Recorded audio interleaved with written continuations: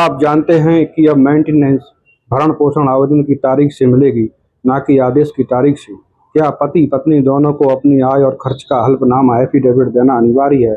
अगर नहीं जानते तो यह वीडियो अंत तक जरूर देखें। आज हम बात कर रहे हैं सुप्रीम कोर्ट के ऐतिहासिक फैसले रजनीश बनाम नेहा। फैसला दिनांक 4 नवंबर 2020। यह फैसला पति और पत्नी दोनों के लिए बेहद महत्वपूर्ण है, क्योंकि इसमें मेंटेनेंस से जुड़े स्पष्ट और समान दिशा निर्देश दिए गए हैं।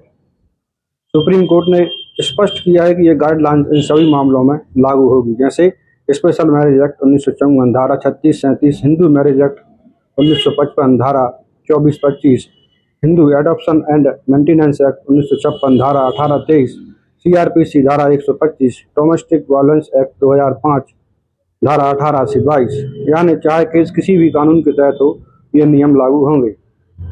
अगर पति पत्नी ने अलग अलग कानूनों में मेंटेनेंस के केस कर रखे हैं, पहले से मिले आदेश की जानकारी देना अनिवार्य है। नए कोर्ट रकम को एडजस्ट या कंसोलिडेट कर सकता है। जरूरत हो तो केस ट्रांसफर भी किया जा सकता है। जानकारी छुपाने पर कोई राहत नहीं मिलेगी। अंतरिम भरण पोषण में इंटर मेंटेनेंस के लिए अलग और संक्षिप्त आवेदन देना होगा। दोनों पक्षों को 4 हफ्ते के भीतर आय व्यय का हल्फनामा कोर्ट में देना होगा। कोर्ट 2 से ज्यादा मौके नहीं देगा। हल्फनामा न देने पर कोर्ट सामने वाले के दस्तावेज के आधार पर फैसला कर सकता है। मेंटेनेंस की रकम कैसे तय होगी? कोर्ट इन बातों को देखेगा कि केस के आधार पति पत्नी की सामाजिक स्थिति क्या है, उनका रहने का ढंग क्या है, पत्नी आवेदक की वास्तविक जरूरतें क्या हैं, आवेदक की खुद की आय क्या है और क्या उसके पास संपत्ति है, पति पर आश्रित लोगों की संख्या कितनी है, वैवाहिक जीवन जैसा जीवन स्तर बनाए रखना, पति की देनदारियां क्या हैं, कितनी लोन है, क्या बीमारियां हैं, कितने खर्च हैं और पति की भुगतान की क्षमता। मुकदमे का खर्च भी पति ही देगा। CRPC 125 अब 144 और DB एक्ट की मेंटेनेंस एडजस्ट की जा सकती है।